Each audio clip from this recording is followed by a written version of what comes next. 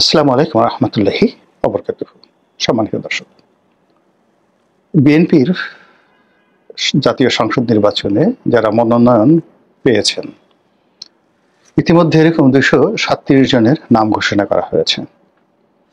আরও যে পদ পদবিগুলোতে সংসদীয় আসনগুলোতে এখনো নাম ঘোষণা করা হয়নি, সেগুলো খুব দ্রুত ঘোষণা করা হবে। ফেব্রুয়ারি মাসে নির্বাচনকে কেন্দ্র করে বিএনপির মধ্যে একটা শ্বাস রব পড়ে গেছে। আর যারা নির্বাচনে মনোনয়ন পেয়েছেন, পুরো নির্বাচন প্রক্রিয়াটিকে আনন্দমুখর করার জন্য পোস্টার, বিলবোর্ড, মিছিল, মিটিং থেকে শুরু করে নির্বাচনের যে গতানুগতিক ধারাগুলো রয়েছে, সেটা সারা বাংলাদেশে একেবারে টইটুম্বর অবস্থায় রয়েছে। এই যে একটা জোয়ার বিএনপি তুলে দিয়েছে, এই জোয়ারের ফলে কি হলো, এই সময়টিতে যে সকল নির্বাচনের পথে অনিশ্চয়তা ছিল, নির্বাচনের মাঠে যে সকল খবর ছিল, যে সকল চাউর হওয়া যাকে বলা হয় ভাইব ছিল, জামাতের দাপট ছিল, এনসিপির দাপট ছিল, সবগুলো রীতিমতো কচু খাতে রীতিমতো বিলীন হয়ে গেছে। এখানে কচু খাত বলতে ঢাকার মিরপুরের যে ডিজিএফআই অফিস কচু খাত, আমি সেটা বলছি না।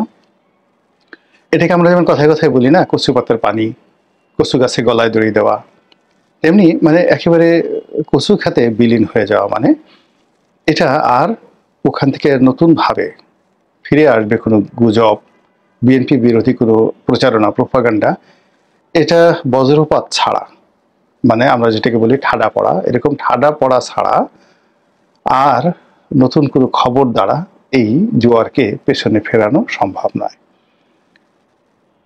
237টি পদে যারা মনোনয়ন পেয়েছেন, মোরালেস হাতে গোনা অল্প কয়েকটি ক্ষেত্র ছাড়া বেশিরভাগ ক্ষেত্রেই এটি ব্যাপক প্রশংসিত হয়েছে এবং বিএনপির ভিতরে যেভাবে এটা গ্রহণযোগ্যতা পেয়েছে, এটি রীতিমতো নজিরবিহীন। সাধারণত যা হয়, নির্বাচনের সময়টিতে বিভিন্ন পদ এবং পদবিকে কেন্দ্র করে, বিশেষ করে এমপি মনোনয়নকে কেন্দ্র করে মারামারি, কাটাকাটি, খুনোখুনি একেবারে চরম পর্যায়ে পৌঁছে যায়। তো সেই দিক থেকে এই নির্বাচনে মনোনয়ন ঘোষণার পর হাতে গোনা অল্প কয়েকটি স্থানে মনোনীত প্রার্থীর বিরুদ্ধে বিদ্রোহ করা হয়েছে। কিছু কিছু ক্ষেত্রে বিএনপি যে হাইকমান্ড, তাদের দৃষ্টি আকর্ষণ করা হয়েছে মনোনয়ন যাকে বলা হয় বাতিল করার জন্য, এবং কিছু কিছু ক্ষেত্রে যে ভুল হয়নি তা নয়, ইতিমধ্যে কয়েকটি জায়গাতে মনোনয়ন বাতিল করা হয়েছে, একটি বা দুটো জায়গাতে মনোনয়ন বাতিল করা হয়েছে। তো এরকম আরও 2-4টি জায়গাতে হয়তো ভুল হয়ে গেছে। এর কারণ হলো অনেক মানুষ মনোনয়ন পেয়েছেন যারা মূলত জামাতের এজেন্ট, যারা মূলত আওয়ামী লীগের এজেন্ট, অথবা যাদের বিরুদ্ধে স্পষ্টতই নানা রকম যাকে বলা হয় অভিযোগ রয়েছে। এটি আরও সপ্তাহখানিক পরে স্পষ্টভাবে বোঝা যাবে এবং এটা বিএনপির জন্য খুব ভালো হবে। বিএনপি যে অগ্রিম ঘোষণা দিয়েছে, এখন বিএনপি বুঝতে পারছে যে এই ঘোষণার ফলে তাদের যে লাভ হয়েছে, সেই লাভের ফলে কি হলো, বিএনপি যারা প্রতিদ্বন্দ্বী রয়েছেন তারা রীতিমতো ছিন্ন বিচ্ছিন্ন হয়ে গেছেন। তাদের বিশ্বাস, তাদের শক্তিমত্তা, তাদের দাপট এবং তারা যেভাবে বিএনপিকে জিম্মি করেছিল, সেই জিনিসটি আপাতত নেই।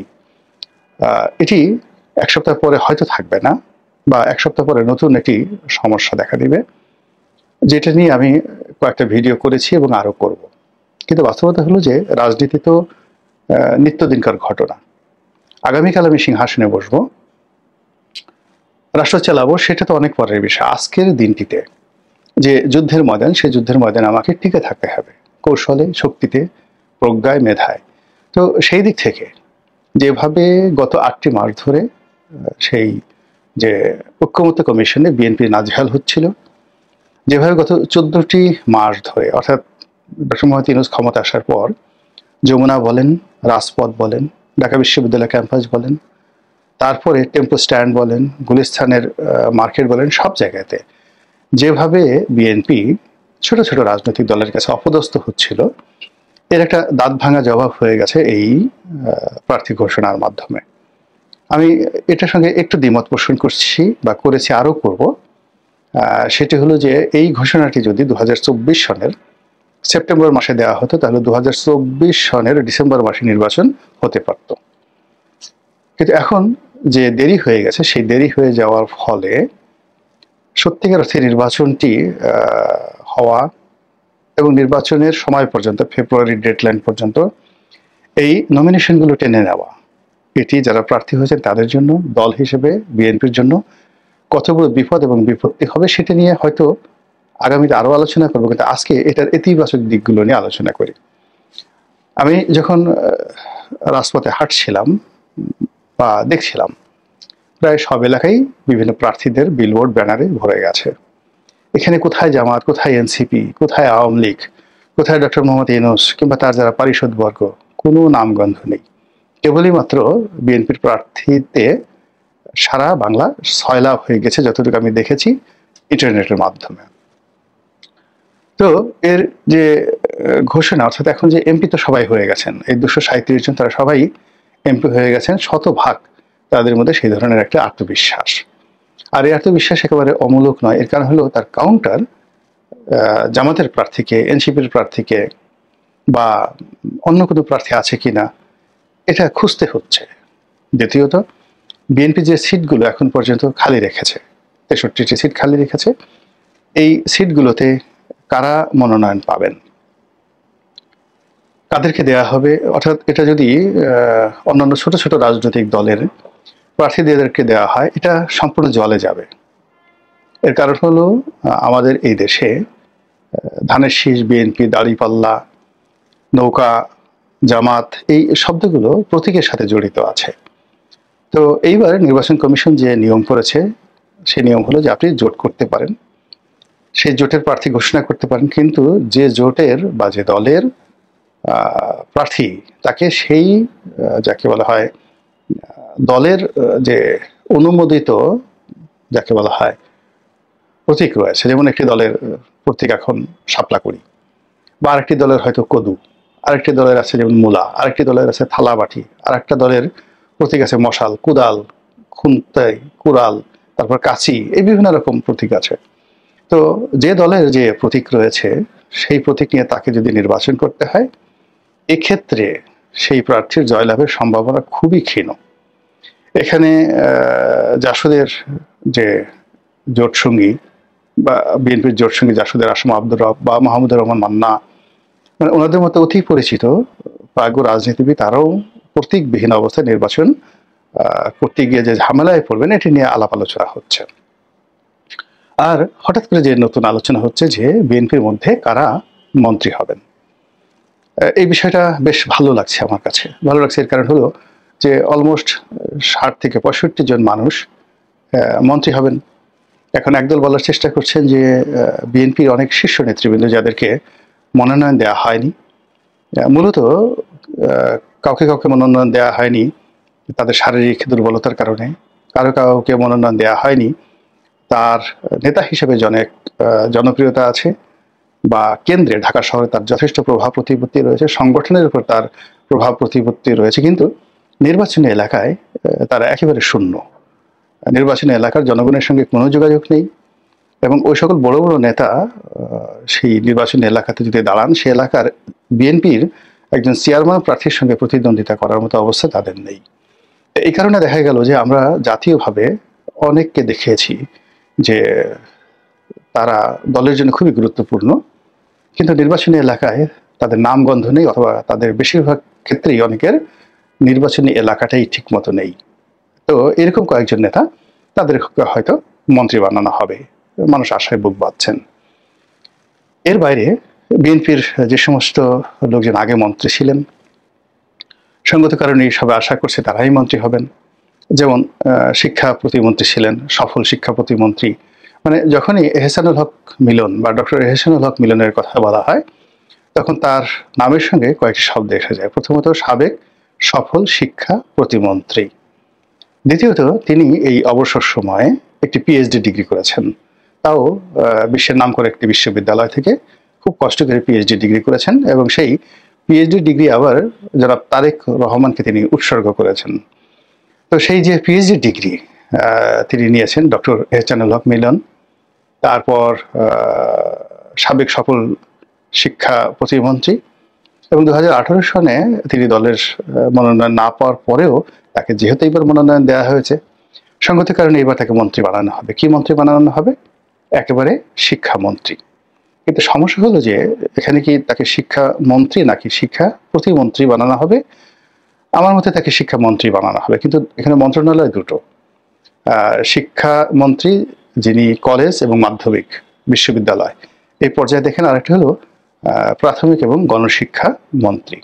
যদিও প্রাথমিক এবং গণশিক্ষা মন্ত্রী এই মন্ত্রণালয় অনেক বড়, কিন্তু তারপরে সিনিয়র জুনিয়র ব্যাপার আসে। যেহেতু ডক্টর ওসমান ফারুক সাবেক শিক্ষামন্ত্রী, তিনিও মনোনয়ন প্রাপ্ত হয়েছেন এবং তিনি শিক্ষাবিদ অনেক বড়। এই ক্ষেত্রে মন্ত্রণালয় কোনটা দেয়া হবে এটা নিয়ে এক ধরনের স্নায়ুযুদ্ধ চলতে থাকবে। কিন্তু আমি নিশ্চিত যে এহসানুল হক মিলনের যে ক্যারিশমা আর ডক্টর ওসমান ফারুক তার যে ব্যক্তিত্ব, এই দুয়ের মধ্যে যদি মানে প্রতিযোগিতা শুরু হয়, তাহলে সেক্ষেত্রে নেগোসিয়েশন করার ক্ষমতা, ক্যারিশমা এটা জয়লাভ করবে। অর্থাৎ এহসানুল হক মিলন শিক্ষামন্ত্রী হবেন আর উনি ওসমান ফারুক যাকে বলা হয় প্রাথমিক এবং গণশিক্ষা মন্ত্রী হতে পারেন, যদি আগের ধারাবাহিকতা থাকে। একবার নতুন যদি তারেক রহমান সাহেব কাউকে দেন সেটা নিয়ে পরে আলোচনা করব। এখানে স্বরাষ্ট্রমন্ত্রী হিসেবে লুৎফুজ্জামান বাবর তিনি একেবারে ধরে বসে আছেন যে নিশ্চিত তিনি বিজয়ী হবেন। আবার নতুন করে পরিপূর্ণ এবার কোনো প্রতিমন্ত্রী নয়, একেবারে স্বরাষ্ট্রমন্ত্রী হয়ে যাবেন লুৎফুজ্জামান বাবর। তাহলে আলতাফ হোসেন চৌধুরীর কি হবে? তিনি তো সাবেক বাণিজ্য মন্ত্রী ছিলেন, সাবেক যাকে বলা হয় স্বরাষ্ট্রমন্ত্রী ছিলেন। এবার হয়তো তাকে একটা মন্ত্রণালয় দেওয়া হবে। সেক্ষেত্রে প্রতিরক্ষা মন্ত্রী এখন নতুন একটা ট্রেন্ড চালু হয়েছে ডক্টর মোহাম্মদ ইউনূসের জামানাতে। এখানে প্রতিরক্ষা মন্ত্রণালয় দেখা গেল যে সবসময় এটা প্রধানমন্ত্রীর ব্যক্তিগত থাকে, তো এটা হয়তো ওনাকে দেওয়া হতে পারে বা অন্য যে কোনো একটা সিনিয়র মন্ত্রণালয়। এর বাইরে অন্য যে সকল সিনিয়র নেতৃবৃন্দ রয়েছেন তাদের মধ্যে মির্জা আব্বাস আছেন, মির্জা ফখরুল ইসলাম আলমগীর আছেন, তারপরে সালাউদ্দিন সাহেব আছেন। এখন সালাউদ্দিন সাহেবকে স্থানীয় সরকার পল্লী উন্নয়ন মন্ত্রী দুটোই এটা দেওয়া হতে পারে, অথবা যোগাযোগ মন্ত্রী, দুটি বড় মন্ত্রণালয়, এটা তাকে দেওয়া হতে পারে। আর মির্জা আব্বাস ওনার পছন্দের মন্ত্রণালয় ছিল গৃহায়ন এবং গণপূর্ত মন্ত্রণালয়, তো এটাই উনি হয়তো চাইবেন। তো এরকম একটা স্পেকুলেশন চলছে, আর যে যার মতো করে সবাই যাকে বলা হয় লবি চালাচ্ছেন ভালো ভালো মন্ত্রণালয় পাওয়ার জন্য।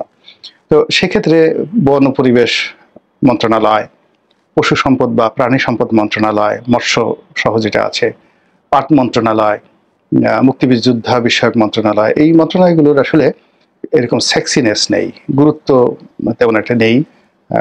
ফলে এগুলো নিয়ে মানুষ তেমন একটা দৌড়াদৌড়ি করছে না। এটা হয়তো অনেককে দলের যারা যে সমস্ত নিতান্ত ভালো মানুষ আছে, সিনিয়র আছে, নম্র সম্র লোক আছে, তাদেরকে দেওয়া হবে।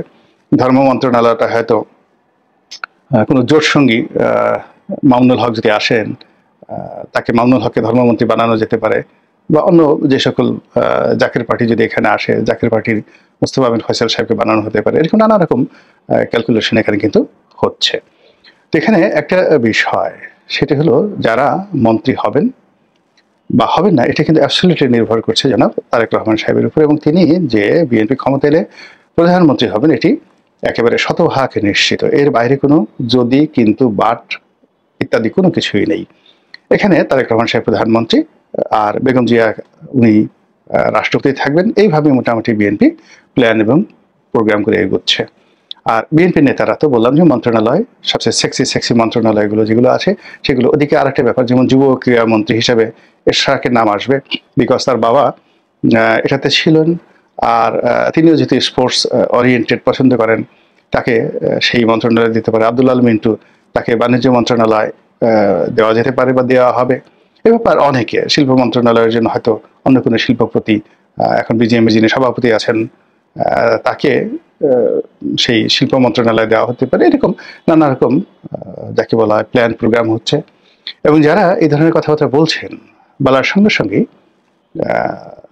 মন্ত্রী প্রার্থী, এমপি প্রার্থী বা বিএনপি নেতারা বলার সঙ্গে সঙ্গে তাদের মধ্যে এক ধরনের জাগরণ তৈরি হয়ে যাচ্ছে। তাদের ব্রেনের যে নিউরনগুলো নিদারুণভাবে নড়াচড়া করছে, সঙ্গে সঙ্গে তাদের চেহারার মধ্যে একটা মন্ত্রী ভাব চলে আসছে। নতুন নতুন প্রাকৃতিকভাবে দেহের মধ্যে কোষ তৈরি হচ্ছে। অনেকে তাদের আপনজন মঞ্চে হলে কেমন ফুলের তোড়া দিবেন, কিভাবে তাদেরকে সম্বর্ধনা জানাবেন, কিভাবে তাদের কাছাকাছি হবেন, এটা এখন থেকে কিন্তু শুরু হয়ে গেছে। এবং যে সকল হেভিওয়েট বা সম্ভাব্য প্রার্থী তারা যে কেবলমাত্র এমপি হবেন এই চিন্তা তাদের আশেপাশের লোকজন করছে না। তারা মন্ত্রী হবেন এবং কোন মন্ত্রণালয় পাবেন এবং কোন মন্ত্রণালয় পাওয়া উচিত এগুলো নিয়ে দেখবেন এখন বিএনপির যারা মনোনয়ন পেয়ে গেছেন তাদের ড্রয়িং রুম সরগরম। এবং নেতারা কর্মীরা এসে বলছেন, স্যার বা ভাই আপনি তো এই মন্ত্রণালয় পাচ্ছেন বা এটা হবেন, বা তারেক রহমান সাহেবের যারা ঘনিষ্ঠ লোকজন তারা বলার চেষ্টা করছেন যে ইউ শুড স্টার্ট নাও, প্রধানমন্ত্রী হিসেবে দায়িত্ব নিতে হলে আপনাকে আজকে থেকে প্রস্তুতি নিতে হবে।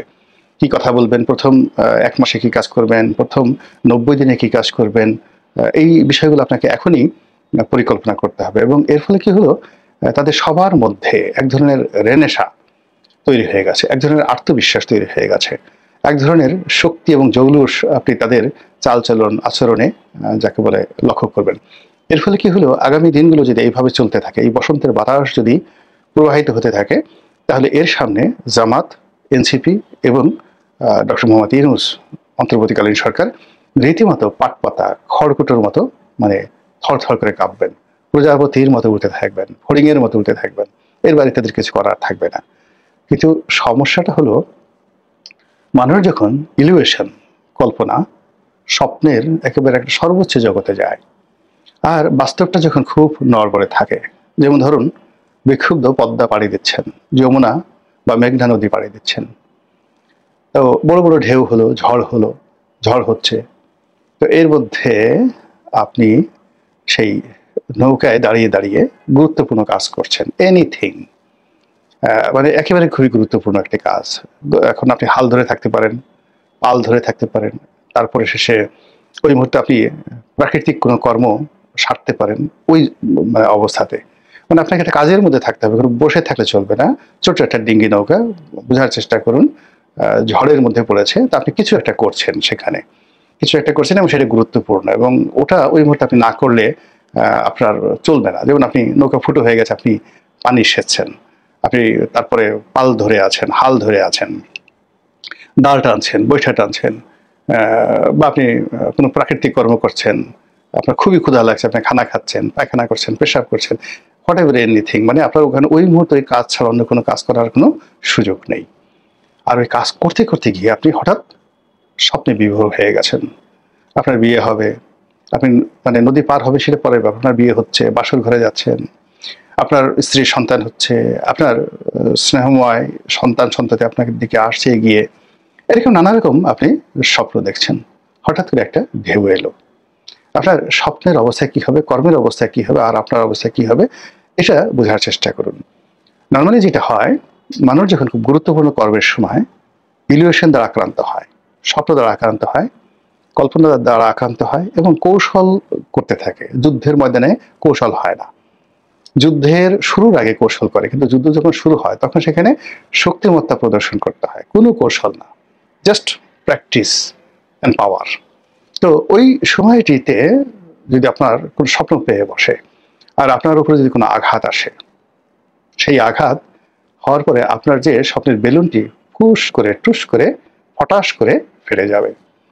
আর দ্বিতীয়বার আপনি সেই আঘাত প্রতিহত করার, নৌকা চালানোর, সমুদ্র পাড়ি দেওয়ার বা নদী পাড়ি দেওয়ার যে শক্তি যতটুকু আপনার ছিল সেইটুক থাকবে না।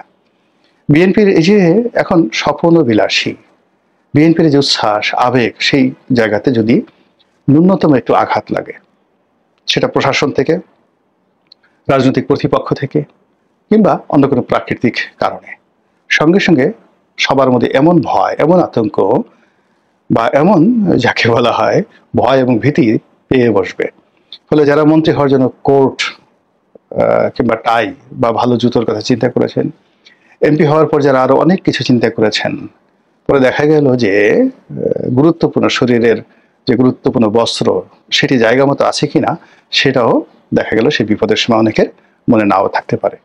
এই জন্য সবার প্রতি আমার অনুরোধ যে বাস্তবতায় ফিরে আসুন এবং যা হয়েছে সেটিকে আনন্দ বা উল্লসিত হওয়ার দরকার নেই, এটিকে বাস্তবায়ন করার জন্য যে পরিকল্পনা দরকার সেই পরিকল্পনাটা এগুন, পরিকল্পনা নিয়ে, এবং ধরে নিন যে সামনে অতীতে যে বাধাগুলো বিএনপির ছিল তার চেয়ে আরো 3 গুণ বাধা আপনাকে অতিক্রম করতে হবে, এবং সেই বাধা কিভাবে আপনি অতিক্রম করবেন সেই বিষয়গুলো যদি মাথায় থাকে তাহলে আপনার ফলাফল তুলনামূলকভাবে ভালো হবে।